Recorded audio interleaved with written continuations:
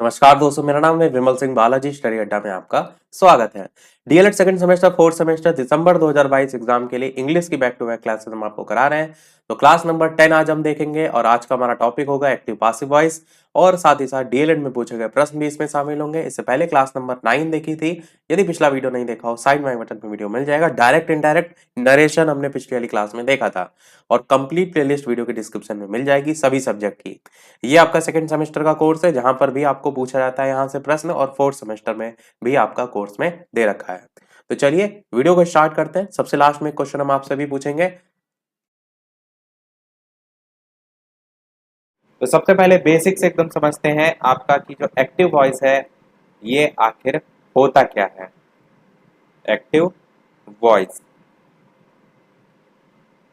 तो देखिए क्या होता है। किसी भी, चलिए पासिव वॉइस भी लिख देते हैं, फिर दोनों को एक साथ कंपैरिजन करते हुए जो है वो समझा देते हैं। पासिव वॉइस तो सबसे पहले हम ये कहेंगे कि कोई भी कार्य आप कर रहे हैं उसको करने के दो तरीके से आप दिखा सकते हैं। पहला ये कि जो भी इसमें करता है उसे आप सीधे तौर पर करें। इसमें मुख्य फोकस यानी कि एक्टिव वॉइस की अगर बात करें, इसमें मुख्य फोकस आपका सब्जेक्ट पर होता है। इसमें क्या होता है, जो करता होता है वो उससे सीधे तौर पर कार्य करता है। जैसे मैं आपसे कहूं कि राम ने एक पत्र या राम एक पत्र लिख रहा है। राम एक पत्र लिख रहा है, और इसी को इंग्लिश में तो Ram is writing a letter. ये अगर आप देखेंगे तो एक एक्टिव वॉइस का सेंटेंस है जिसमें मुख्य फोकस किस पर किया जा रहा है, सब्जेक्ट। और सब्जेक्ट यहाँ पर क्या है, राम है, कि राम एक पत्र जो है वो लिख रहा है। और इसमें जो भी है कर्ता उसे सीधे तौर पर जो है वो करे, उसके संबंध में बात की गई है। पासिव वॉइस में अगर बात करें तो इसमें कर्ता द्वारा होते हुए जो है कार्य को दिखाया जाता है। तो यहाँ पर आप क्या कहेंगे, द्वारा वर्ड। इसमें मुख्य फोकस किस पे होता है, तो इसमें मुख्य फोकस ऑब्जेक्ट पर होता है। बस यही मेन डिफरेंस होता है सब्जेक्ट और ऑब्जेक्ट का एक्टिव और पासिव वॉइस में। एक्टिव और पासिव वॉइस को दूसरे तरीके से भी आप डिफाइन कर सकते हैं। एक्टिव वॉइस के बारे में लिख सकते हैं कि इनमें सब्जेक्ट तो आपका जो है वो दिया होता है और सब्जेक्ट के द्वारा किया गया जो कार्य है उसका भी वर्णन होता है। और अगर पासिव वॉइस की बात करें तो इसमें वे वाक्य आते हैं जिनमें क्रिया तो होती है पर या तो वाक्य में सब्जेक्ट का जिक्र ही नहीं होता, और अगर होता भी है तो ऐसे वाक्यों में सब्जेक्ट के साथ द्वारा जो है उसका यूज किया जाता है, जैसे कि मैंने यहाँ पर द्वारा जो है वो लिखा था। अब अगर इसी को हमको किसी को एक्टिव वॉइस जो है इसी को पासिव वॉइस में इस सेंटेंस को चेंज करना है कि राम एक पत्र लिख रहा है, तो आप हिंदी में क्या बनाएंगे कि राम, राम से ना स्टार्ट करके एक पत्र से आप वर्ड टू वर्ड ट्रांसलेशन अगर करते हैं तो एक पत्र राम के द्वारा या राम द्वारा लिखा जा रहा है। ये आपका सेंटेंस जो है वो बनेगा। और सेम चीज अगर आप इसे इंग्लिश में बनाएंगे तो आप क्या कहेंगे, a letter is being written by Ram. ये सब जो बीइंग कहाँ से आया और ये आपका रिटर्न क्यों हो गया, ये सारी चीजें आपकी रूल रेगुलेशन में होती हैं। अभी तो मैं केवल स्टार्टिंग में आपको बात बता रहा हूँ कि एक्टिव वॉइस और पासिव वॉइस में एक्चुअल में डिफरेंस जो है वो क्या होता है। रूल रेगुलेशन को भी आप देखेंगे। अच्छा, जिसको सब्जेक्ट पहचानना नहीं आता वो भी मैं बता देता हूँ। तो सब्जेक्ट और ऑब्जेक्ट को सबसे बढ़िया तरीके से आप कैसे डिफाइन कर सकते हैं। सब्जेक्ट क्या होता है आपका, वो जो कार्य करता है। सब्जेक्ट क्या होता है, जो कार्य करता है। और ऑब्जेक्ट क्या होता है, ऑब्जेक्ट वो होता है जिसपे कार्य किया जाता है। अब यही था, यहाँ पर राम एक पत्र लिख रहा है तो राम आपका क्या था, सब्जेक्ट था, यानी कि जो कार्य कर रहा है, लिख रहा है। और ऑब्जेक्ट आपका क्या था, लेटर था, लेटर पर कार्य किया जा रहा है। तो आप समझ रहे हैं किस प्रकार से सब्जेक्ट और ऑब्जेक्ट को आप आसानी से पहचान सकते हैं। तो अगर हम इसी को यानी कि जो यहाँ पर हमने एग्जाम्पल लिखे इसी को स्ट्रक्चर में लिखें तो कैसे लिख सकते हैं, सारी चीजें मैं यहाँ पर रफ कर रहा हूँ।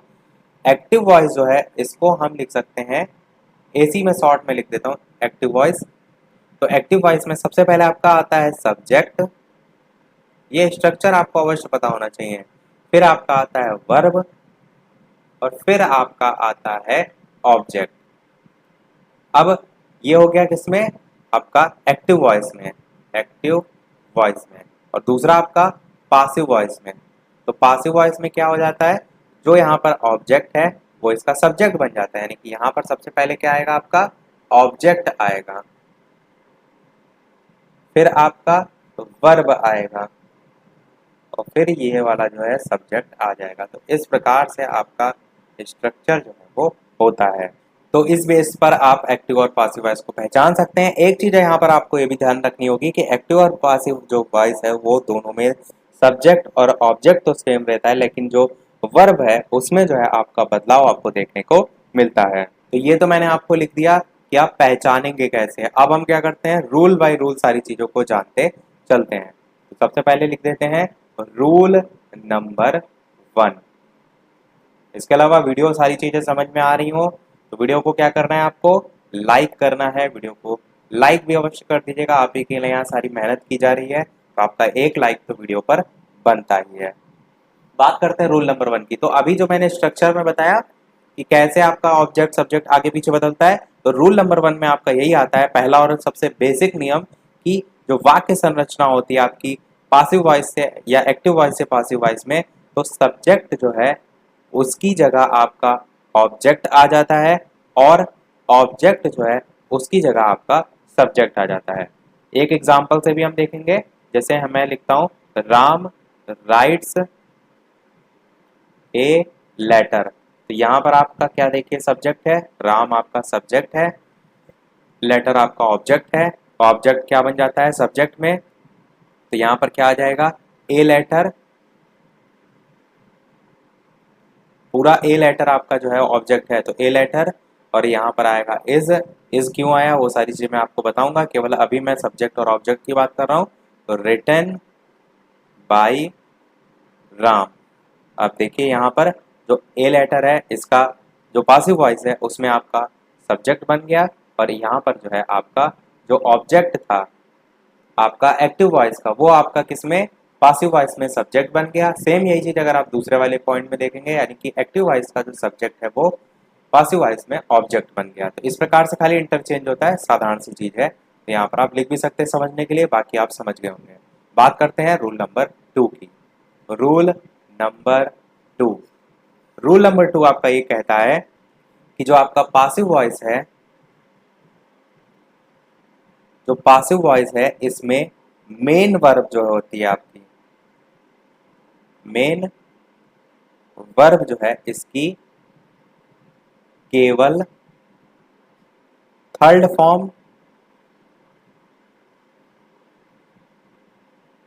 या आप कह सकते हैं पास्ट पार्टिसिपल,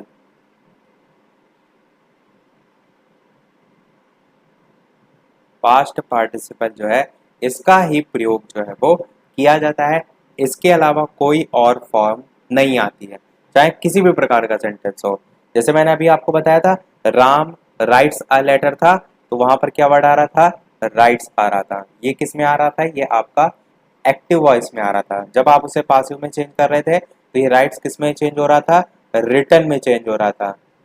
यानी कि a letter is written by Ram, इस प्रकार से आप कोई भी सेंटेंस बना सकते हैं। तो मेन आप क्या देख रहे हैं, थर्ड फॉर्म का यूज किया जाता है तो जब आप पासिव वॉइस में चेंज करते हैं। समझ में आपको आ गया होगा। एक चीज का ये भी ध्यान रखिएगा कि ऐसा नहीं राइट्स हो, राइट्स के अलावा यहाँ पर राइटिंग हो, तब भी आप इसकी तो फॉर्म चेंज करेंगे तो थर्ड फॉर्म में ही चेंज करेंगे, यानी कि रिटर्न तब भी आपका जो है वो होगा। बाकी टेंस कौन सा चेंज होगा वो मैं अभी आपको बताऊंगा रूल के अकॉर्डिंग। तो ये आपका होगा रूल नंबर 2। समझ गए आप। बढ़ते हैं अपने रूल नंबर 3 की तरफ। रूल नंबर 3 क्या कहता है आपका, रूल नंबर 3 ये कहता है कि जो पासिव वॉइस है, पासिव वॉइस पी भी मैं लिख रहा हूँ, पासिव वॉइस में जो सब्जेक्ट है इससे पहले आपका मुख्यतः बाई का यूज जो है वो किया जाता है, बाई का यूज जो है वो किया जाता है। जैसे मैं आपसे एक सेंटेंस के जरिए इसको समझाने का प्रयास करूं तो क्या लिख सकता हूं, ही ड्रिंक्स मिल्क।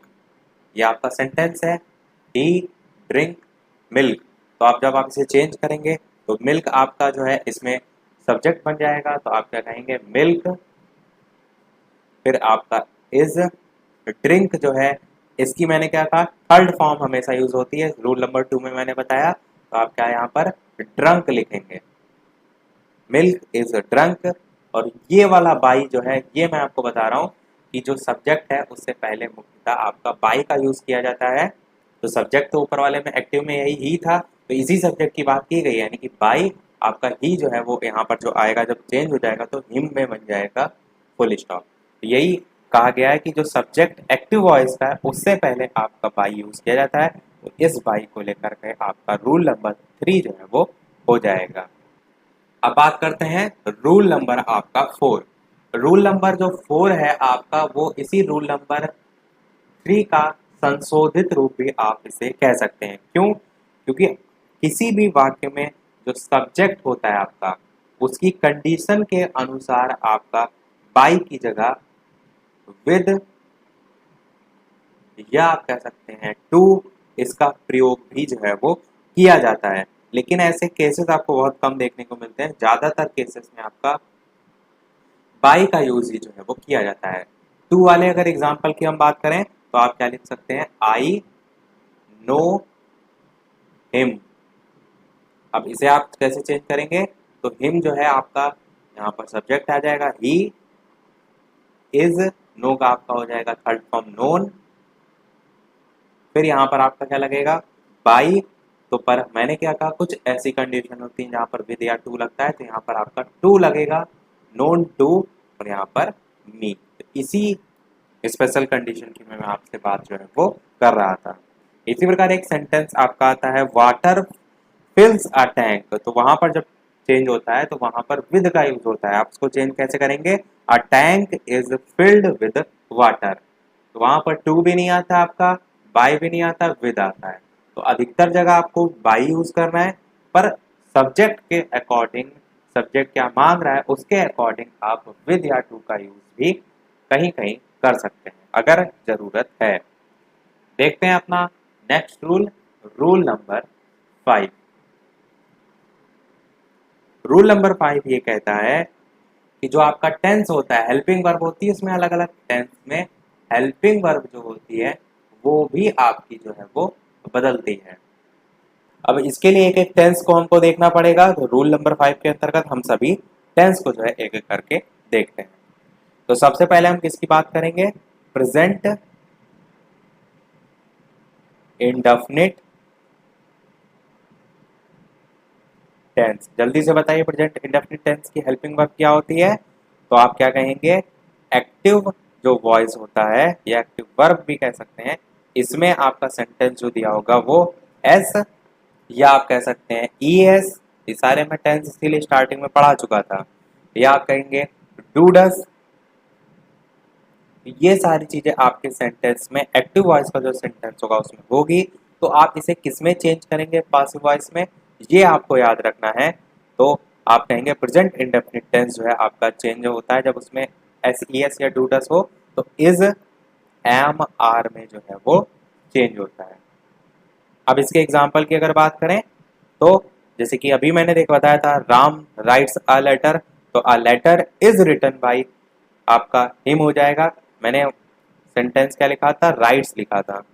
अब राइट्स में देखिए ई एस आ रहा है, आप कहेंगे ऐसे ई एस आता है तो किस में चेंज होता है, आपका इज एम आर में चेंज होता है। तो वही मैंने सेंटेंस बना के बताया था कि a letter is written by Ram. तो वहां पर देखिए किस प्रकार से इज आया, आपने समझा। ये तो मैं आपको बता चुका था, और कुछ एग्जाम्पल देखते हैं जिससे आपको चीजें क्लियर हो। तो आप क्या कह सकते हैं कि सेंटेंस आपका कुछ इस प्रकार से हो जाएगा कि रिचा डज नॉट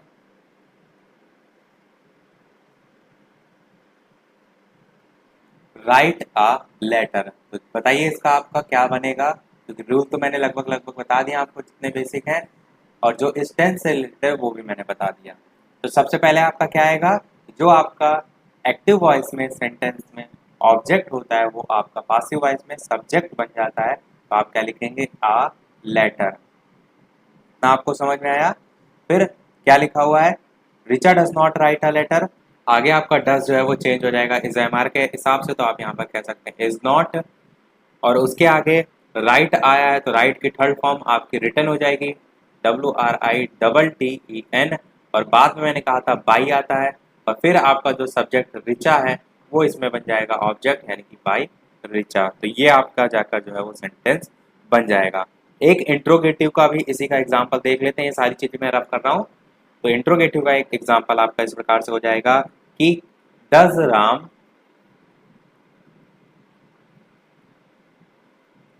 राइट अ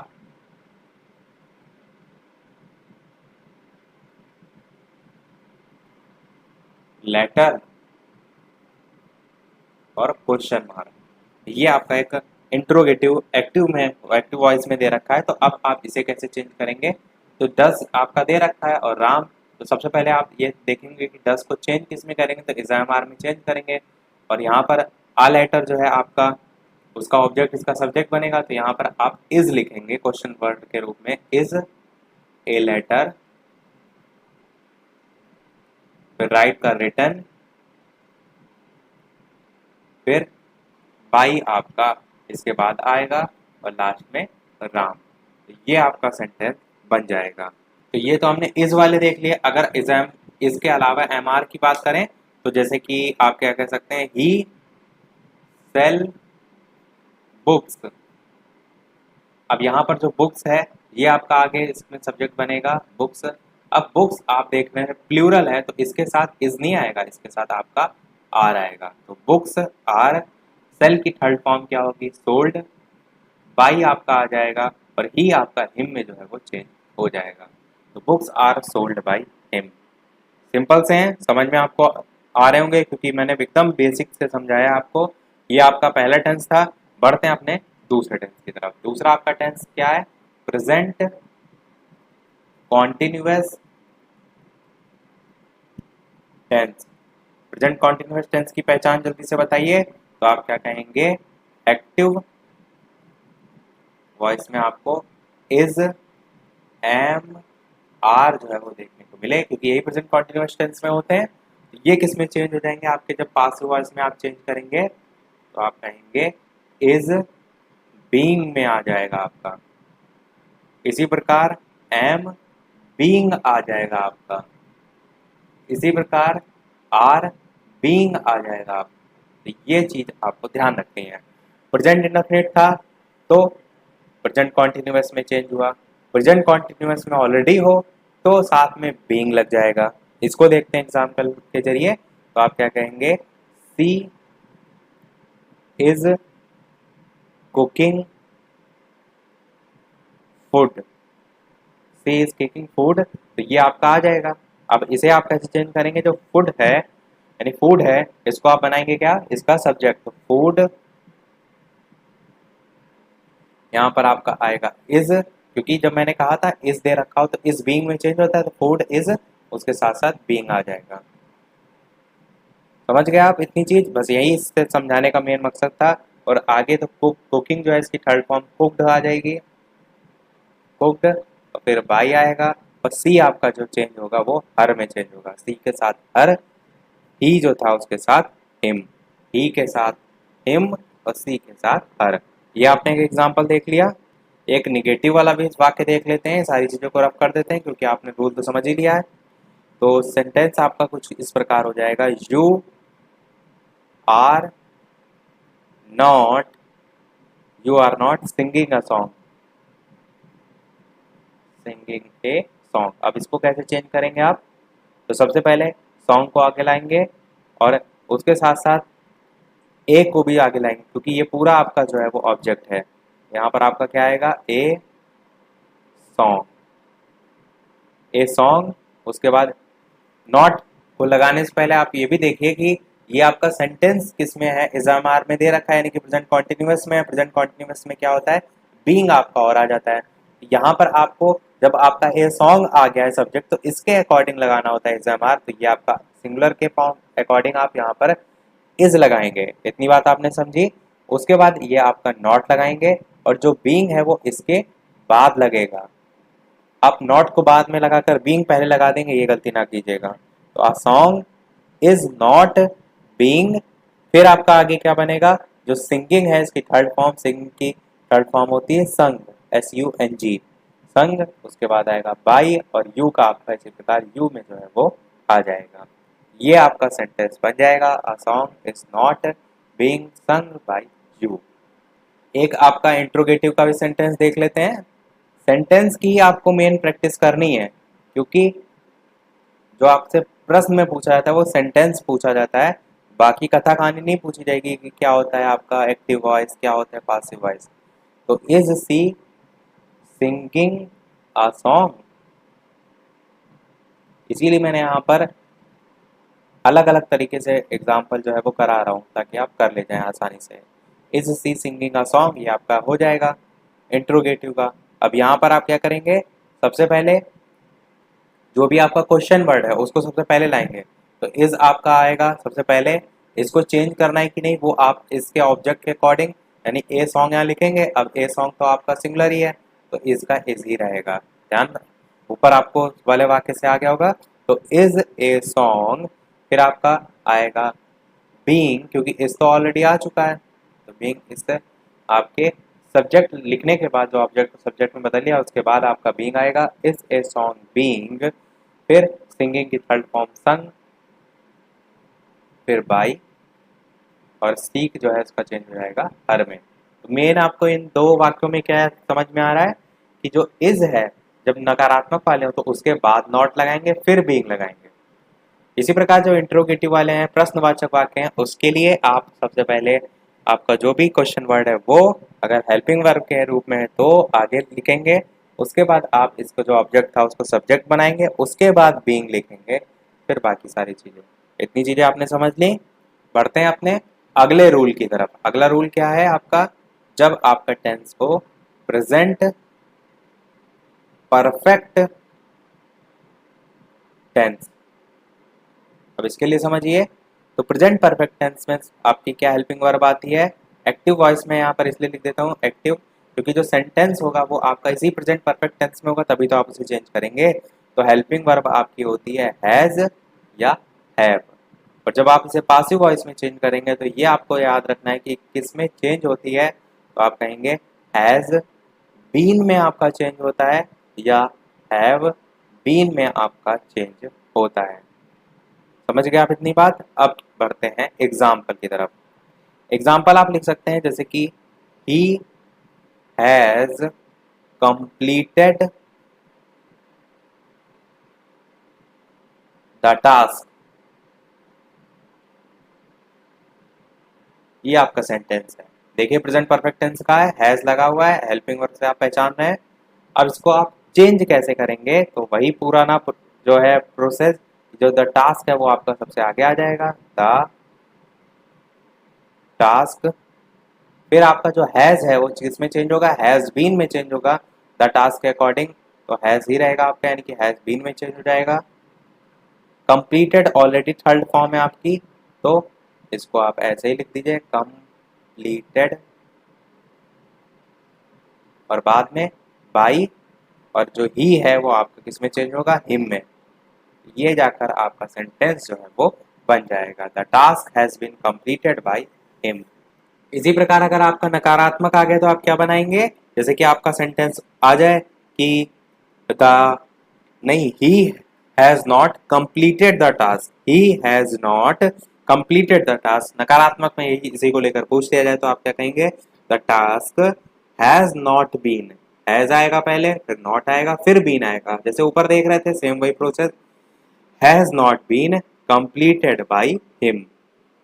इसी प्रकार इंट्रोगेटिव की भी बात कर लेते हैं, चलिए इंट्रोगेटिव का लिख देते हैं। इंट्रोगेटिव का क्या हो जाएगा, जैसे कि इसी को आप इंट्रोगेटिव में बात करें तो has he completed the task, ये आपका सेंटेंस बनेगा, has he completed the task. तो इसे कैसे चेंज करेंगे, मैंने क्या कहा था, जो भी आपका क्वेश्चन वर्ड है वो आपका हेल्पिंग वर्ब के रूप में तो ऐसे का ऐसे ही रहेगा, हैज आया ऐसे ही लिख देंगे, द टास्क को आप आगे लाएंगे यानी कि द टास्क आपका यहाँ पर आ जाएगा और द टास्क आपका सिंगुलर के फॉर्म में, इसीलिए हैज है, आप उसको चेंज नहीं करेंगे, हैज का हैज ही रहेगा। फिर क्या मैंने बताया था कि हैज के साथ बीन आ जाता है जब आप पासिव वॉइस में चेंज करते हैं, तो बीन आपका इसके बाद आएगा, जैसे कि ऊपर देखा था हमने। तो यहाँ पर क्या हो जाएगा, has the task been completed, आपका ऑलरेडी थर्ड फॉर्म में मैंने बता दिया, कंप्लीटेड बाय हिम। इस प्रकार से आपका जो है वो सेंटेंस बन जाएगा। इसी प्रकार और भी सेंटेंस हो सकते हैं, जैसे आप कहें कि द एग्जामिनेशन, नहीं, they have written the examination, they have written the examination, ये आपका एक एक्टिव वॉइस का सेंटेंस है, तो आप चेंज कैसे करेंगे, द एग्जामिनेशन को आगे लाएंगे, हैव के साथ बीन लगाएंगे, तो द एग्जामिनेशन हैव बीन, फिर रिटन बाई देम, दे का किसमें चेंज होगा, देम में चेंज हो जाएगा। तो इस प्रकार से आप इसमें भी कर सकते हैं। तो ये आपका ये पर्टिकुलर जो टेंस चल रहा था वो समाप्त हुआ। बढ़ते हैं हम अपने अगले यानी कि पास्ट इंडेफिनिट टेंस की तरफ। अब पास्ट इंडेफिनिट टेंस को समझिए। पास्ट इंडेफिनिट टेंस में हेल्पिंग वर्ब क्या आती है, जल्दी से बताइए सभी लोग। एक्टिव वॉइस में मैं उसी के सामने लिखूंगा और पासिव वॉइस में किसमें चेंज होती है वो भी मैं यहाँ पर लिखूंगा। अब बात करते हैं हेल्पिंग वर्ब की, तो आप क्या कहेंगे, वर्ब जो है उसकी सेकंड फॉर्म यूज होती है, मैंने बताया था आपको इसीलिए टेंस में। और दूसरी चीज क्या, डिड यूज होता है। तो ये आपका किसमें होता है, पास्ट इंडेफिनिट में। अब पास्ट इंडेफिनिट का कोई एक्टिव वॉइस का सेंटेंस है तो आप किसमें चेंज करेंगे, पास्ट कंटिन्यूअस यानी कि वॉज वर्ब में जो है वो चेंज करेंगे। जैसे आप अभी तक देख रहे थे प्रेजेंट इंडेफिनिट चेंज हुआ आपका प्रेजेंट कॉन्टिन्यूअस में, सेम वही चीज यहाँ पर भी है, प्रेजेंट इंडेफिनिट नहीं है। इसको मैं लिख के थोड़ा सा बता देता हूँ साइड में कि प्रेजेंट आपका जो इंडेफिनिट था वो चेंज हो रहा था प्रेजेंट कॉन्टिन्यूअस में। अब जो हम देख रहे हैं वो है पास्ट इंडेफिनिट और ये किस में चेंज होगा, पास्ट कॉन्टिन्यूअस में ही चेंज होगा। समझ गए आप। तो वही जहाँ पर लिखा है मैंने। अब इसके एग्जाम्पल की बात करें, जैसे आप क्या कह सकते हैं, ही बाउट अ बाइक। अब इसे कैसे चेंज करेंगे, ए बाइक जो है इसको आप लाएंगे आगे, ए बाइक इज यहाँ पर आप लिखेंगे, क्यों, क्योंकि। तो आप कहेंगे नहीं, इज का यूज नहीं होगा, क्यों नहीं होगा, मैंने क्या आपको कहा कि सेंटेंस को आपको पहचानना है। यहाँ पर बाउट लिखा हुआ है, ये आपकी सेकंड फॉर्म होती है बाई की। बाई जो होता है खरीदना जो होता है, इसकी सेकंड फॉर्म क्या होती है, आप कहेंगे बाउट होती है। और आप कहेंगे थर्ड फॉर्म क्या होती है, तो थर्ड फॉर्म भी आपकी बाउट ही होती है। तो यहाँ पर आप देख रहे हैं सेकंड फॉर्म में यूज की गई, सेकंड कह लीजिए थर्ड कह लीजिए, पर फर्स्ट तो नहीं यूज हुई है। तो आपका ये सेंटेंस में जो हेल्पिंग वर्ब है, ये सेंटेंस ही आप कह सकते हैं प्रेजेंट इंडेफिनिट नहीं है, पास्ट इंडेफिनिट है। और जब पास्ट इंडेफिनिट चेंज होता है तो वॉज वर्ब में चेंज होता है, तो यहाँ पर आपका क्या आएगा, वॉज आ जाएगा।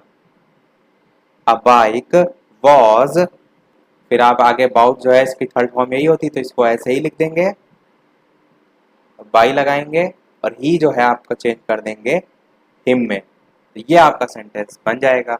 क्या करते हैं, कुछ और एग्जांपल इसके देखते हैं। जैसे आप लिख सकते हैं कि he did not by A car. अब ये आपका नकारात्मक भी है, डिड भी लगा है, डिड आपका हेल्पिंग वर्ब यूज होती है पास्ट इंडेफिनिट में। तो जब पास्ट इंडेफिनिट चेंज होता है आपका पास्ट कॉन्टिन्यूअस में तो वॉज वर्ब लगेगा। तो आप सबसे पहले क्या लिखेंगे, यहाँ पर लिखेंगे ए कार, फिर जो आपकी हेल्पिंग वर्ब है डिड, ये चेंज हो जाएगी, किस में चेंज होगी, आपकी वॉज या वर्ब में चेंज होगी। अब ए कार तो आपका सिंगुलर है तो वॉज में चेंज होगी, एक कार वॉज, साथ में आपका नॉट भी आएगा यहाँ पर। फिर जो बाई है उसकी थर्ड फॉर्म मैंने आपको बताई बाउट होती है, तो BOUGHT बाउट, ये आपका हो जाएगा। फिर आप इसके बाद क्या लगाते हैं, बाई लगाते हैं, और जो ही है वो किस में चेंज होगा, हिम में जो है वो चेंज होगा। तो ये आपका सेंटेंस जो है वो बन जाएगा कि आपका a car was not bought by him, ये सेंटेंस जो है आपका बन जाएगा। तो ये आपने देखा नकारात्मक वाला। एक क्या करते हैं, इंट्रोगेटिव वाला भी देख लेते हैं, जैसे कि did he by A car, ये आपका सेंटेंस इंट्रोगेटिव का हो जाएगा। अब इसे चेंज करेंगे तो आप कैसे चेंज करेंगे, डिड दे रखा है, इसको आप चेंज करेंगे वॉज से। वॉज वर्ब मैंने आपको बताया, ये सबसे पहले लिखते हैं, आकार उसके बाद लिखते हैं, यानी कि जो भी आपका ऑब्जेक्ट दे रखा है उसको सब्जेक्ट बनाते हैं। तो आपका सेंटेंस होगा वॉज ए कार, फिर बाई जो है इसकी थर्ड फॉर्म वही BOUGST, बाउट, और आपका जो ही है वो चेंज हो जाएगा पहले की तरह हीज का हिम में, तो आप क्या कहेंगे, बाई हिम जो है आपका सेंटेंस पूरा बन जाएगा, was a car bot by him. इसी प्रकार और क्या सेंटेंस बन सकते हैं, जैसे आपसे कहूं मैं कि आई हेल्प्ड देम, तो आपका क्या बनेगा, दे वर हेल्प्ड बाई मी। तो इसी प्रकार और भी आपके सेंटेंस बन सकते हैं। तो ये आपका टेंस हमने देख लिया, कौन सा, पास्ट इंडेफिनिट टेंस।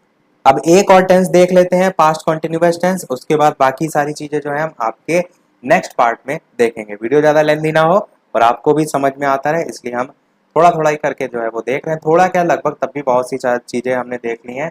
आधा घंटा हमारा अभी तक कंप्लीट हो चुका है। कॉन्टिन्यूअस टेंस, अब जल्दी से बताइए हेल्पिंग वर्ब इसकी क्या होती है, जो कि मैं एक्टिव के सामने लिख दूंगा और चेंज होगी पासिव में उसको भी लिख दूंगा। तो एक्टिव में आपका क्या आएगा, आप कहेंगे वॉज वर, अभी मैंने आपको बताया था। अब जब वॉज वर में ऑलरेडी दे रखा हो तब किस में चेंज होता है, तो वॉज के साथ बीइंग आ जाता है, जैसे हमने प्रेजेंट टेंस के लिए देखा था, वर के साथ बीइंग आ जाता है, जैसे कि हमने प्रेजेंट टेंस के लिए देखा था। समझ गए आप, चीजें याद करने में आसानी रहेंगी। एग्जाम्पल के जरिए देखते हैं। और वीडियो अभी तक आपने लाइक ना किया हो तो आप सभी लोग वीडियो को लाइक अवश्य कर दीजिएगा, ताकि मुझे भी मोटिवेशन मिलता रहे। इसी प्रकार पेपर की आखिरी तारीख तक मैं आपके लिए जुटा रहूं और ऐसे ही बेहतरीन से बेहतरीन वीडियो आपको प्रोवाइड कराता रहूं। इतने दिन से मैं लगातार इंग्लिश को लेकर जुटा हूं कि कोई भी पोर्शन आपका ना छूटे। आज तक की क्लास में काफ़ी टॉपिक भी क्लियर जो है वो किए जा चुके हैं। तो ये सब मेहनत आपके लिए की जा रही है, तो आप ही ज़्यादा से ज़्यादा लाइक और शेयर कीजिए। मैं भी अपनी तरफ से पूरी मेहनत आपके लिए कर रहा हूँ। एग्जाम्पल की बात करते हैं चलिए इसके, तो आप क्या कहेंगे, सी वॉज वॉशिंग ए कार, ये आपका सेंटेंस है। वॉज वर लगा हुआ है, पहचान लिया आपने, पास्ट कंटिन्यूअस टेंस है। चेंज किस में होगा, वॉज बीइंग में होगा या वर बीइंग में होगा, तो आ कार आप सबसे पहले लिखेंगे, तो आएगा यहाँ पर ए कार। अब ये आपका सिंगुलर ही तो वॉज ही रहेगा, और साथ में वॉज के बीइंग भी आपका आ जाएगा। ए कार वॉज बीइंग, फिर जो वॉशिंग है, इस वॉश यानी कि धोना होता है, तो वॉश की थर्ड फॉर्म क्या होती है, वॉश्ड होती है, WASHED, वॉश्ड, और बाई आएगा। और जो सी है वो किस में चेंज होता है, हर में चेंज होता है। तो ये आपका सेंटेंस बन जाएगा, अकार वॉज बीइंग वॉश्ड बाई हर। इसी प्रकार देखते हैं निगेटिव का सेंटेंस, तो आप क्या कहेंगे कि she was not washing a car, ये आपका सेंटेंस एक हो जाएगा। इसी प्रकार एक इंट्रोगेटिव का भी लिख लेते हैं, जैसे कि वॉज, तब तक आप ऊपर वाला जल्दी से बताइए क्या बनेगा, was she washing a car, ये आपका इंट्रोगेटिव का हो गया। अब ऊपर वाले देखते हैं सेंटेंस को, she was not washing a car, तो आपका क्या इसका बनेगा, सबसे पहले आपका ए कार आ जाएगा आगे, उसके बाद वॉज तो आपका रहेगा ही रहेगा, तो वॉज आप लिख देंगे, उसके साथ आपका बीइंग लगेगा, पर बीइंग से पहले आपका क्या लगेगा, नॉट लगेगा। जब आपका नकारात्मक वाले की हम बात करते हैं, तो was not being washed, washing की थर्ड फॉर्म वॉश्ड, फिर बाई हर, ये आपका सेंटेंस बन जाएगा। ये जो आपका बीइंग दे रखा है, ये नॉट जो है इससे यानी कि इससे पहले नॉट लगता है, ये बीइंग वाली कंडीशन में ही आपको देखने को मिलता है। ऐसा ना कीजिएगा कि नॉर्मल वाले में आप ऐसा कर दें। बात करते हैं अब इंट्रोगेटिव सेंटेंस की, तो was she washing a car, तो आपका क्या चेंज होगा, तो वॉज तो आपका वॉज ऑलरेडी ऐसे ही रहेगा, फिर ए कार आपका आगे आ जाएगा, वॉज ए कार, इतना आपका बन जाएगा।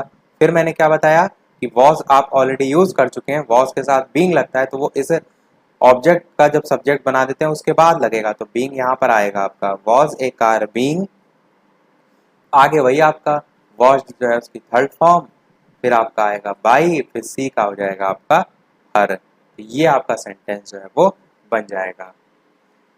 मैंने अभी तक के जितने टेंस हैं उनके सभी एग्जाम्पल इतने बेहतर तरीके से बताएं कि क्वेश्चन आपका कैसे भी आएगा आप आसानी से कर ले जाएंगे। ये आपका मैंने सेंटेंस दिया था एक्टिव वॉइस का, इसे आपको पासिव में चेंज करना था। तो यहाँ पर जो क्रिकेट है ये आपका क्या बन जाएगा, पासिव वॉइस में सब्जेक्ट बन जाएगा। तो आप क्या लिखेंगे, क्रिकेट। यहाँ तक सभी ने बिल्कुल सही किया था। गलती जो की थी सभी ने वो की थी इस वर के साथ, किसी ने वॉज लिख दिया था, किसी ने वर लिख दिया था। मैंने क्या बोला था कि जब आपका एक्टिव वॉइस में जो भी ऑब्जेक्ट दे रखा होता है वो सब्जेक्ट जब पासिव वॉइस में बन जाता है तो उसी के अकॉर्डिंग ही वॉज वर का यूज किया जाता है। आप कहेंगे बिल्कुल, तो यहाँ पर जो क्रिकेट है इसके साथ वर कैसे यूज होगा, कुछ लोगों ने वर लिख दिया था, इसके साथ तो आप वॉज यूज करेंगे। सिंगुलर प्लूरल सारी चीजें मैंने बताई थी फिर भी आपने गलत किया। फिर वॉज के बाद मैंने क्या कहा था कि जो वॉज वर है ये आपका एक्टिव वर्ब में पास्ट कॉन्टिन्यूअस टेंस में आता है। जब चेंज करते हैं तो हम इसे वॉज वर बीइंग के रूप में चेंज करते हैं, तो वॉज के साथ आपका क्या आएगा, बीइंग आएगा। फिर प्लेइंग की थर्ड फॉर्म, प्ले जो है यहाँ पर खेलना है, प्ले की थर्ड फॉर्म क्या होती है, प्लेड होती है, PLAYED, ये आपका आएगा। बाई उसके बाद लगाएंगे और जो दे है इसको जब हम चेंज करते हैं तो देम में चेंज हो जाता है, तो यहाँ पर आपका देम आ जाएगा। तो ये आपका सेंटेंस सही था। चलिए कंटिन्यू करते हैं हम हमारा जो नेक्स्ट टेंस है पास्ट परफेक्ट टेंस, वहां से पास्ट परफेक्ट टेंस। सबसे पहले आप सभी लोग बताइए इसकी हेल्पिंग वर्ब क्या होती है, वो मैं यहाँ पर एक्टिव वॉइस में जो है वो लिख देता हूँ और पासिव वॉइस में चेंज होने पर क्या बनेगा उसको भी यहाँ पर देख लेते हैं। तो पास्ट परफेक्ट टेंस में हेल्पिंग वर्ब क्या होती है आपकी, हैड होती है। इसीलिए मैंने सबसे पहले आपको टेंस पढ़ा दिया था, ये सब आपको यहाँ पर यूज होते हैं। तो एक्टिव वॉइस में जो आपका हैड अगर दे रखा होता है, पास्ट परफेक्ट टेंस का सेंटेंस है, तो आप उसे हेल्पिंग वर्ब को किस में चेंज करते हैं, हैड बीन में चेंज करते हैं, हैड बीन में चेंज करते हैं। इतनी बात आपने समझी। अब इसी चीज को हम क्या करते हैं, एग्जाम्पल के जरिए देखते हैं। जैसे एग्जाम्पल आपका हो जाएगा he had won the game, ये आपका सेंटेंस है। अब आप इसे चेंज करेंगे तो कहां से करेंगे, द गेम आपका जो यहाँ पर ऑब्जेक्ट दे रखा है इसे आप सब्जेक्ट बना लेंगे, तो आप लिखेंगे द गेम। उसके बाद यहाँ पर हैड है, चेंज किस में होता है, हैड बीन में चेंज होता है, बिल्कुल। तो आप क्या करेंगे यहाँ पर हैड बीन लिख देंगे, हैड बीन। फिर आपका क्या आएगा, हैड बीन के बाद वॉन, उसके बाद बाई, वॉन बाई, और लास्ट में आपका जो ही है ये किस में चेंज होता है, हिम में चेंज हो जाता है। मैंने चीजें आपको बताई थी, ही है तो हिम में चेंज होगा, सी है तो हर में चेंज होगा। ये सारी चीजें जैसे अभी ऊपर वाले सेंटेंस में हमने देखा था तो वहां पर क्या था, दे था, वो देम में चेंज हो रहा था। तो इन सब चीजों का, छोटी छोटी चीजों का ध्यान रखिएगा। तो ये आपका सेंटेंस बन जाएगा। कुछ और एग्जाम्पल देखते हैं। ये तो आपका सिंपल हो गया। अब क्या करते हैं, निगेटिव वाला देख लेते हैं। जैसे कि आपका सेंटेंस क्या हो जाएगा, you had not won the game, ये आपका सेंटेंस हो जाएगा किसका, निगेटिव का।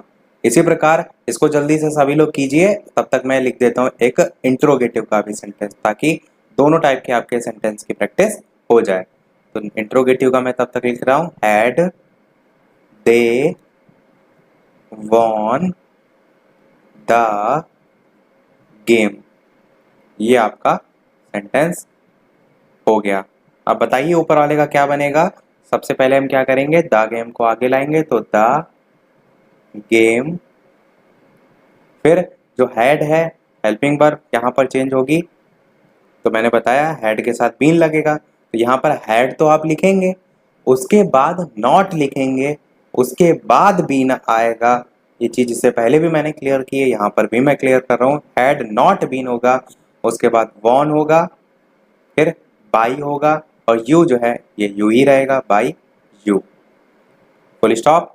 इसी प्रकार अगला है had they won the game. तो आप कैसे चेंज करेंगे? हैड को आप आगे रखेंगे क्योंकि क्वेश्चन वर्ड है, यहाँ पर जो हेल्पिंग वर्ब है वो क्वेश्चन वर्ड के तौर पर दिया है, तो हैड, उसके बाद द गेम आपका आगे आएगा, हैड द गेम। फिर आपका आएगा बीन, मैंने ये बताया था आपको, सब्जेक्ट के बाद आएगा been, had the game been, और फिर वॉन बाई, और यहाँ पर दे है तो दे किस में चेंज होता है? देम में चेंज होता है। ये आपका सेंटेंस जो है वो बन जाएगा, और साथ ही साथ क्वेश्चन मार्क भी आएगा क्योंकि अभी भी तो आपका इंट्रोगेटिव में ही है, तो आपका ये सेंटेंस बन जाएगा। इसी प्रकार जैसे आपका सेंटेंस एक आता है आई हैड वॉच्ड मूवी, तो हम क्या उसे चेंज करेंगे? Movie had been watched by me. तो उस प्रकार से आई का मी में चेंज हो जाएगा लास्ट में। ये हमने टेंस देख लिया। देखते हैं हमारा नेक्स्ट टेंस। नेक्स्ट है आपका फ्यूचर इंडेफिनिट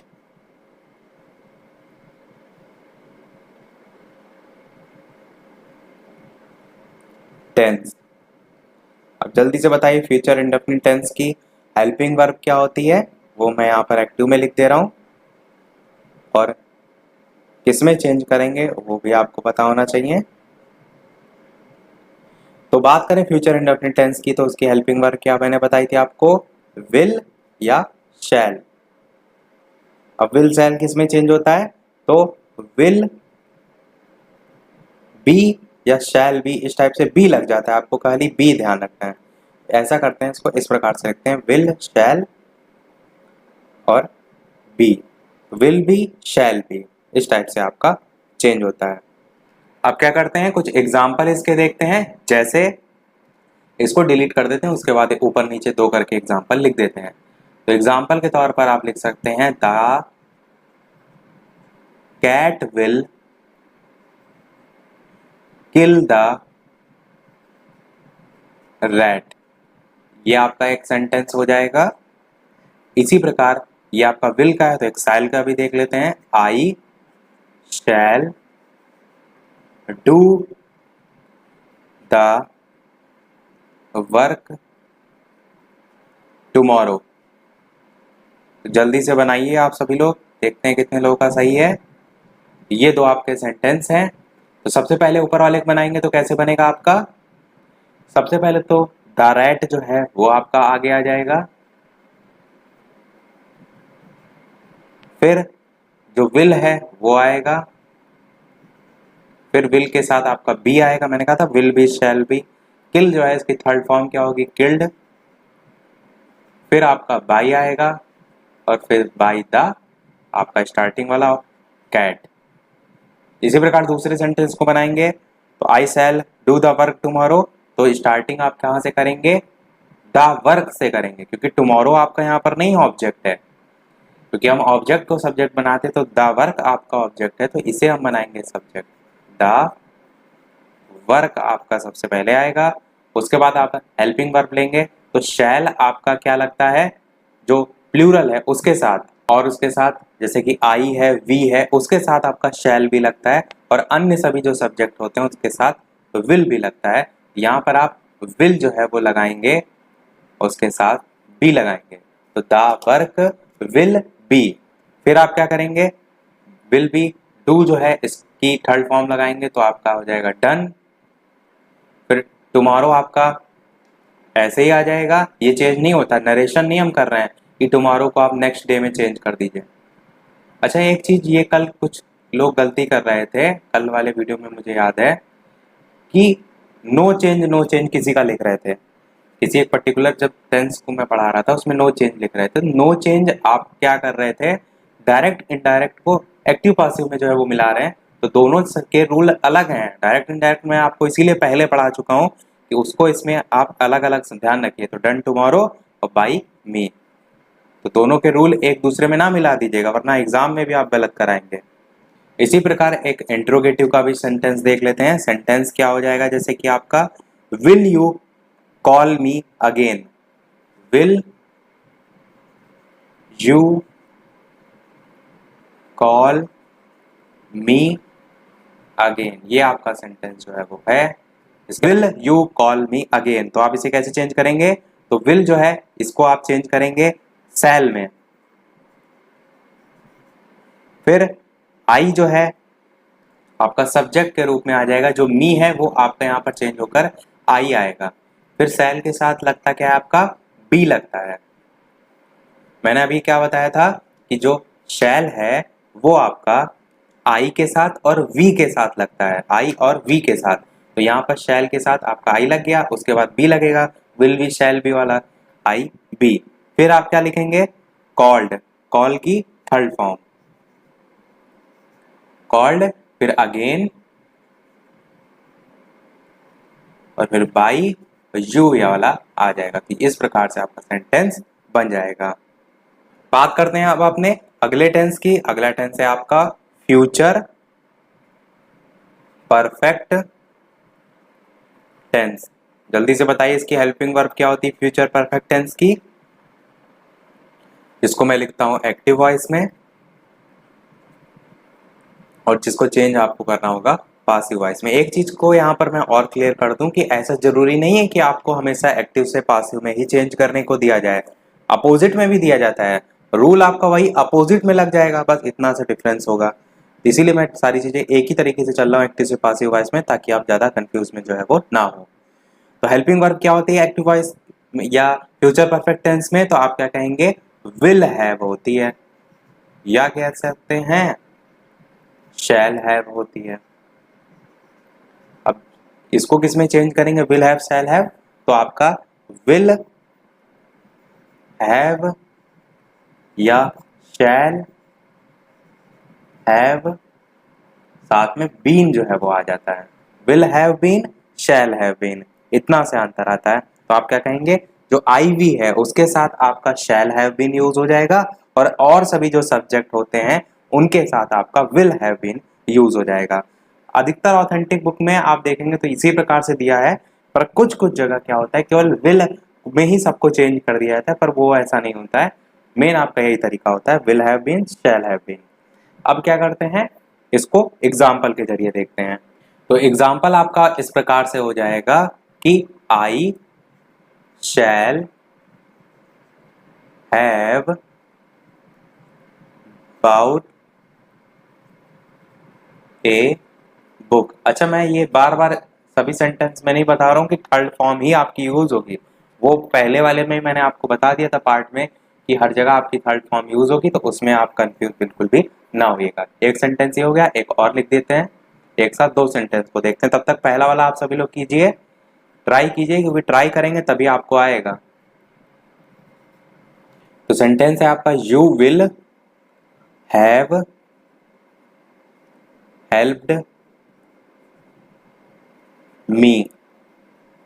ये दो सेंटेंस हैं, उसमें शैल हैव है, इसमें विल हैव है। सेंटेंस आपने तुरंत पहचान लिया, फ्यूचर परफेक्ट टेंस का है। चेंज किस में होगा, तो shall have been will have been में होगा। अब बनाएंगे जल्दी से। तो सबसे पहले आपका यहाँ पर क्या सब्जेक्ट बन जाएगा, ए बुक, फिर ए बुक के साथ आपका विल आएगा, विल और साथ में हैव भी आएगा और साथ में बीन भी आएगा। देखिए एक चीज ये भी समझिए कि सिंगुलर और प्लूरल के साथ साथ काफी जगह क्या किया जाता है, जो आई वी है उसको ही आप प्लूरल के रूप में देखते हैं, और ही सी इट और अन्य जो सब्जेक्ट होते हैं उसको आप सिंगुलर के रूप में देखते हैं। तो ये भी चीज ध्यान रखिएगा कि आपका अगर नॉर्मल ट्रांसलेशन की बात की जा रही तब आप उसी नॉर्मल तरीके से देखेंगे, पर एक्टिव पासिव वॉइस में आप आई वी जो है इसके साथ सहायक क्रिया जो शैल हैव बीन है वो यूज करेंगे, और बाकी जो सब्जेक्ट हैं उनके साथ विल हैव बीन का यूज करेंगे। जैसे कि ए बुक था तो उसके साथ विल हैव बीन हमने यूज कर लिया। तो सेंटेंस क्या बना, a book will have been, फिर बाउट जो है ऑलरेडी थर्ड फॉर्म लिखी है तो उसको आप ऐसे ही लिख दीजिए, BOUGST, फिर बाई। अब आई किस में चेंज होगा, आई मी में चेंज होगा, first person, second person, third person, वो सारी चीजें मैंने बताई थी। इसीलिए दूसरे सेंटेंस को करते हैं, you will have helped me. तो ये कैसे होगा, तो सबसे पहले जो मी है वो चेंज होकर आगे आई आएगा। जैसे ऊपर वाले में देखिए आई का मी में हुआ था, सेम चीज मी का आई में चेंज होगा तो आई हो गया। फिर आप आई के साथ, मैंने दो चीज बताई, आई और वी के साथ क्या यूज करते हैं, शैल यूज करते हैं, तो शैल आएगा। शैल के साथ और क्या यूज करेंगे? हैव यूज करेंगे, क्योंकि आपका टेंस है फ्यूचर परफेक्ट टेंस। और इसमें जब चेंज करते हैं तो बीन और लग जाता है, तो I shall have been. Help जो है इसकी थर्ड फॉर्म हेल्प यहाँ ऑलरेडी लिखी है, तो हेल्प ही रहेगी। और बाई आपका आएगा और यू आपका चेंज नहीं होगा, यू आपका इसी प्रकार यू में आ जाएगा। ये आपके दो सेंटेंस जो है वो हो जाएंगे, जिसमें शैल हैव विल हैव दोनों के एग्जांपल आपने देख लिए। एक सेंटेंस क्या करते हैं, निगेटिव वाला भी देख लेते हैं। जैसे आपका सेंटेंस क्या हो जाएगा, Ruchi will not have done it. ये आपका निगेटिव में है। चलिए अच्छा, इसी का एक इंट्रोगेटिव भी देख लेते हैं, थोड़ा सा ऊपर से लिखते हैं। Will she have washed these dirty clothes. तो मेन आपका क्या है यहाँ पर, प्रैक्टिस सेंटेंस की है। तो थ्योरी को पढ़ने से ज़्यादा बेहतर है कि अधिक से अधिक सेंटेंस की प्रैक्टिस की जाए। तो जल्दी से ऊपर वाला बताइए, क्या आपने जो है वो चेंज करके बनाया है। तो सबसे पहले हम क्या करेंगे, स्टार्टिंग इट से करेंगे। यहाँ पर क्या आएगा, इट। इट हेल्पिंग वर्ब के तौर पर विल ही यूज करेंगे, विल। फिर आपका नॉट आएगा, फिर आपका हैव आएगा, इट विल नॉट हैव, और फिर आपका बीन आएगा। निगेटिव में अभी तक जैसे देख रहे थे सेम वही प्रोसीजर। फिर डन ये वाला आ जाएगा, डू की थर्ड फॉर्म डन, डन और बाई रुचि। इस प्रकार से आपका सेंटेंस ये बन जाएगा। इंट्रोगेटिव वाले की बात करें तो क्या है, will she have washed these dirty clothes. तो आप कहां से स्टार्ट करेंगे, विल से। सबसे पहले तो आपका विल ही आएगा, क्वेश्चन वर्ड के रूप में जो भी दिया होता है हेल्पिंग वर्ब, विल आ जाएगा। फिर आपका दीज डर्टी क्लॉथ्स जो है ये इसका ऑब्जेक्ट है, यहां पर बन जाएगा सब्जेक्ट, दीज डर्टी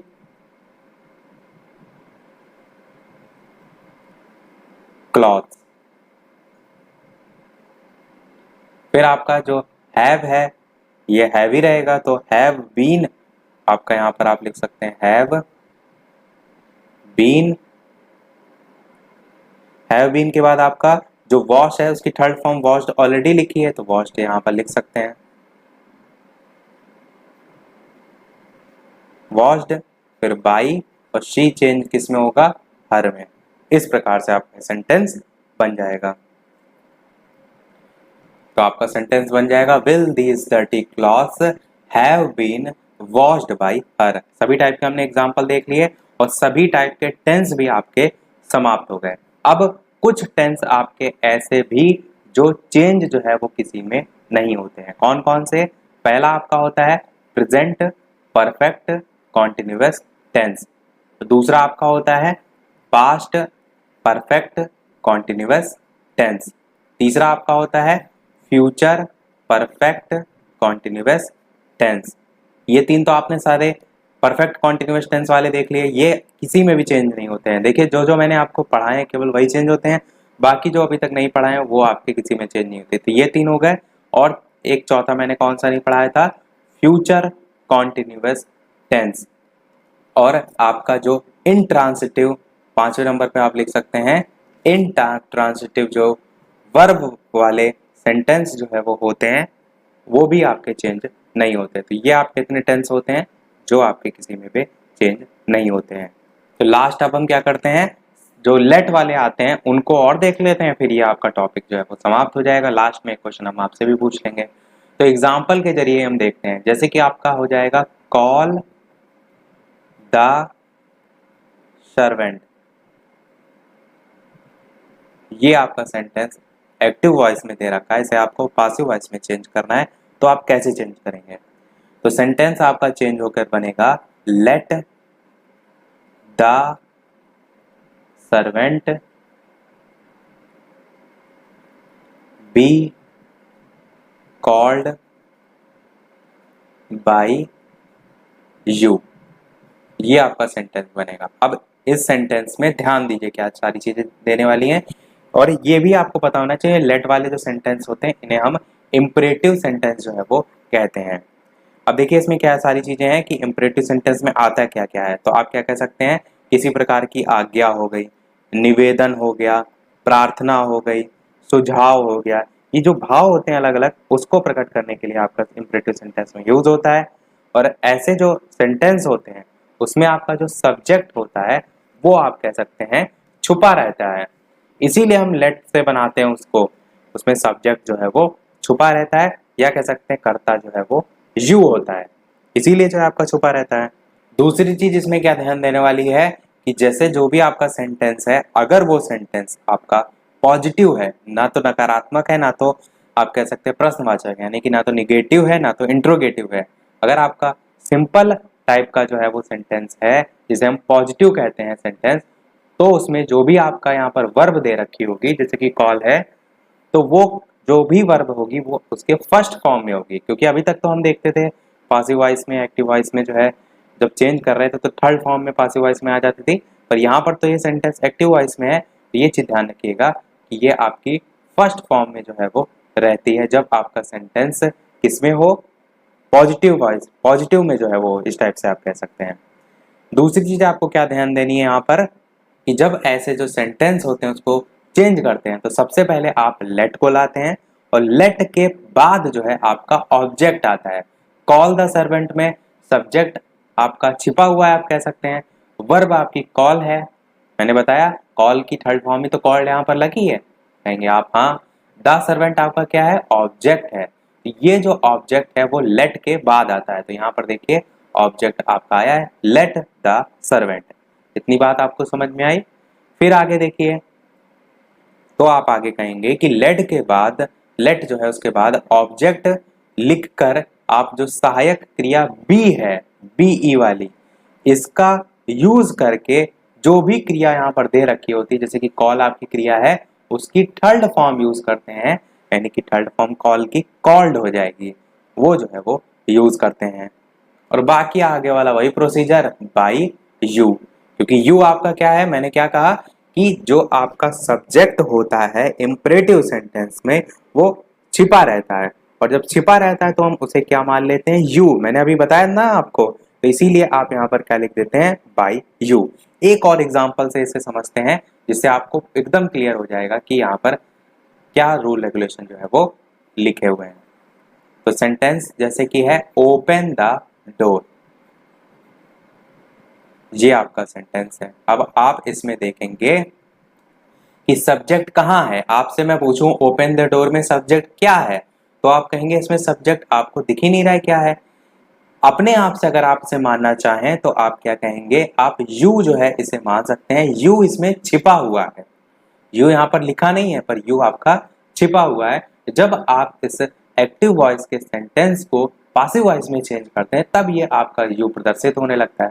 अब मैं आपसे इस ओपन द डोर में कहूं कि आपका सब्जेक्ट तो बता दिया यू छिपा हुआ है, ऑब्जेक्ट क्या है, तो आप क्या कहेंगे, जो द डोर है ये आपका ऑब्जेक्ट है। तीसरी चीज मैं आपसे पूछूंगा कि यहाँ पर आपका मुख्य क्रिया क्या है, या वर्ब भी आप उसे कह सकते हैं, तो आप क्या कहेंगे, ओपन है। इसी को आप जब चेंज करते हैं पासिव वॉइस में, यहाँ पर आप लिख सकते हैं वर्ब, क्योंकि जब आप इसे पासिव वॉइस में चेंज करते हैं तो आप क्या करते हैं, इसी की थर्ड फॉर्म का यूज करते हैं, कहते हैं नहीं वर्ब की थर्ड फॉर्म का यूज करते हैं। अब देखिए सेंटेंस हम बनाएंगे तो अब वही सारे जो रूल है ऊपर हमने देखे वही यहाँ यूज होंगे। ओपन द डोर को चेंज करने के लिए जब आपने ये देखा कि यहाँ पर जो सब्जेक्ट है वो छिपा हुआ है तो यू अपने आप से आप समझ गए। दूसरी चीज आप ये भी समझे कि ये जो सेंटेंस है वो लेट से स्टार्ट होगा। ये भी तो जानना जरूरी है कि जब आपका सब्जेक्ट छुपा हुआ है तभी तो आप लेट से बनाएंगे, वरना तो आप जो अभी तक सीख रहे थे तरीका उसी से बनाएंगे। तो यहाँ पर आपका सबसे पहले क्या आएगा, लेट द। इतनी बात आपको समझ में आई होगी।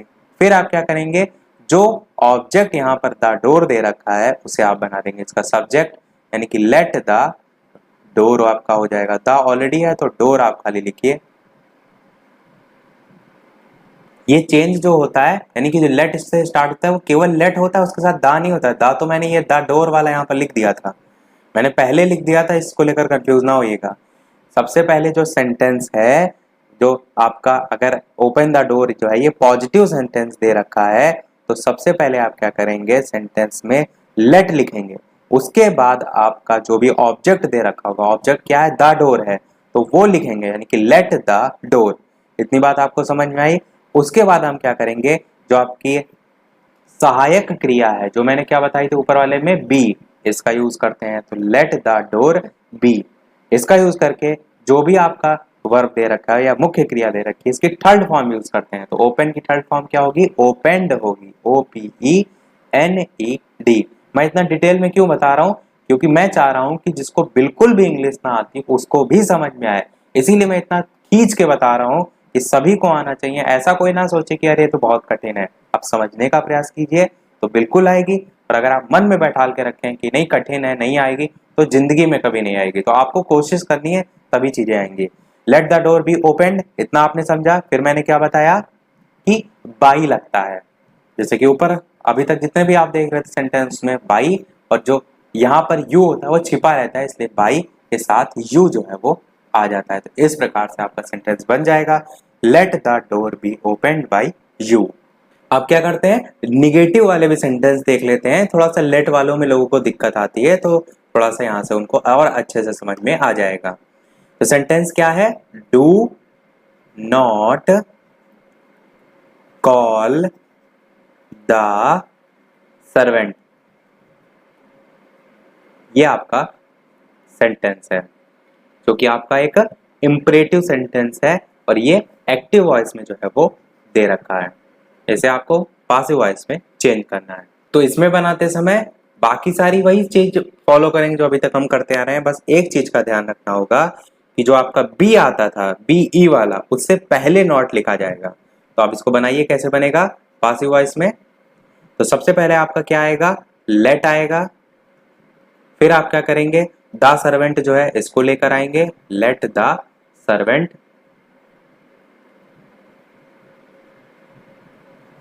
फिर आपका मैंने क्या कहा, उसके बाद आपका BE वाला आ जाता था, पर यहां पर BE जो है इससे पहले हमें नॉट लगाना है। बस इतनी चीज आपको ध्यान रखनी है कि जो BE है, जो कि आपकी एक सहायक क्रिया है, इससे पहले आप नॉट लगा देंगे। तो नॉट बी, और फिर यहां पर क्या दे रखा है, do not call the servant, तो कॉल जो है इसकी थर्ड फॉर्म आ जाएगी। तो कॉल की थर्ड फॉर्म क्या होती है, कॉल्ड होती है, CALLED, कॉल्ड। फिर आपका बाई आएगा, और यू जो है आपका छिपा रहता है, इसलिए बाई यू जो है वो आ जाएगा। तो सेंटेंस आपका let the servant not be called by you, ये जो है वो बन जाएगा। अब क्या करते हैं, एक और सेंटेंस देखते हैं जिसमें डू नॉट की जगह डोंट लिखा रहता है। अच्छा, ये डू नॉट या डोंट जो है आपकी पहचान को भी दर्शाता है, ये भी चीज को ध्यान रखिएगा। Don't don't insult the weak, ये आपका सेंटेंस है, जो कि एक्टिव वॉइस में। एक्टिव वॉइस है, इसके जो निगेटिव वाक्य होते हैं वो आपके डू नॉट या डोंट से ही आरंभ होते हैं। ऐसे वाक्य में जब आप पासिव वॉइस बनाते हैं तो बस वही ध्यान रखना है कि बी के पहले नॉट जो है वो लिखा जाए। तो यहाँ पर आपका बनेगा, तो क्या बनेगा, सबसे पहले आप लेट को लिखेंगे, फिर आप जो द वीक है उसको लिखेंगे, लेट द वीक। फिर उसके बाद आपका नॉट आएगा, उसके बाद आपका BE आएगा, नॉट बी। फिर आपका जो इंसल्ट है इसकी थर्ड फॉर्म आएगा, यानी कि इंसल्टेड। और फिर आपका बाई आएगा, और यू आपका हाइड रहता है, तो by you.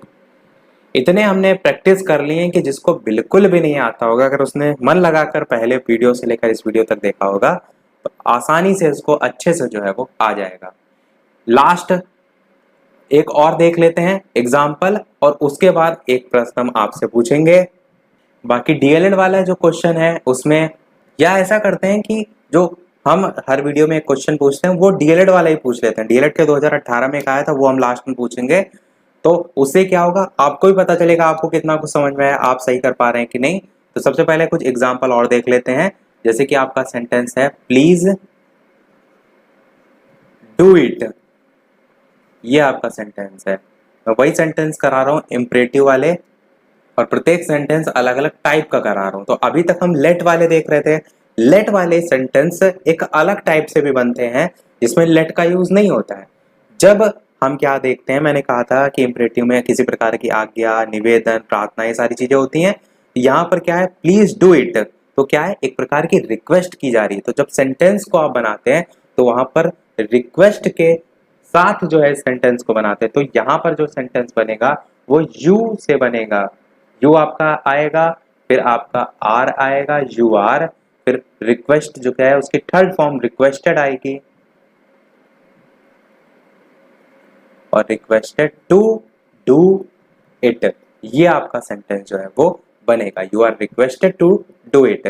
Please do it को दूसरे फॉर्म में जब पासिव वॉइस में बनाएंगे तो आपका बन जाएगा you are requested to do it. कहने का सिंपल सा वही मतलब है कि सेंटेंस आपका क्या कह रहा है उसके अकॉर्डिंग बनाना होता है। अच्छा, यही सेंटेंस आपका आ जाता यहाँ पर प्लीज डोंट डू इट, तब आप क्या बनाते, you are requested not to do it. Not आपका टू जो है इससे पहले लगेगा, जब यहाँ पर लिखा हो डोंट डू इट, तब आपको ये भी ध्यान रखना है। ये सेंटेंस हमने देख लिए। अब देख लेते हैं वो प्रश्न जो आपका डीएलएड के 2018 के पेपर में पूछा गया था।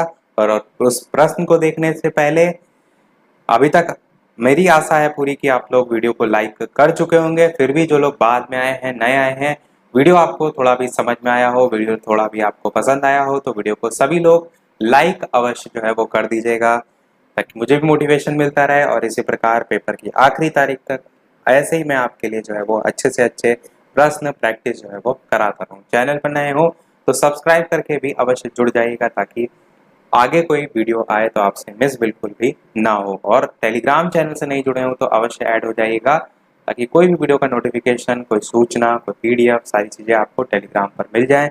वीडियो के डिस्क्रिप्शन में भी आपको लिंक मिल जाएगी, टेलीग्राम पर भी बालाजी स्टडी अड्डा सर्च करके आप ऐड हो सकते हैं। आप प्रश्न में लिख देता हूँ जिसका आंसर आपको सभी लोगों को वीडियो के मेन कमेंट में टाइप करके बताना है। सेंटेंस आपका पूछा गया था, I am writing a letter. तो ये आपका जो है वो सेंटेंस है, I am writing a letter. ये जो सेंटेंस है उसके ऊपर लिखा हुआ था कि just change the following sentence into passive voice. तो पासिव वॉइस में क्या चेंज होगा वो आपको जो है वो वीडियो के मेन कमेंट में टाइप करके बताना है। देखते हैं कितने लोगों ने अच्छे से पूरे टॉपिक को पढ़ा है और कितने लोग इसको सही जो है वो बताएंगे। तो इसी के साथ हमारे आज का टॉपिक भी कंप्लीट होता है और आज का वीडियो भी समाप्त होता है। वन वर्ड सब्स्टिट्यूशन या कंजक्शन वगैरह एक दो चीज़ें रह गई, उसको भी जल्दी हम देख लेंगे। तो फिर आज वीडियो में इतना ही। वीडियो पसंद आया हो तो लाइक अवश्य कीजिएगा, चैनल पर नए हो तो सब्सक्राइब जरूर कीजिएगा। चलिए फिर मिलते हैं अगले वीडियो में नए टॉपिक के साथ। तब तक नमस्कार, थैंक यू फॉर वॉचिंग।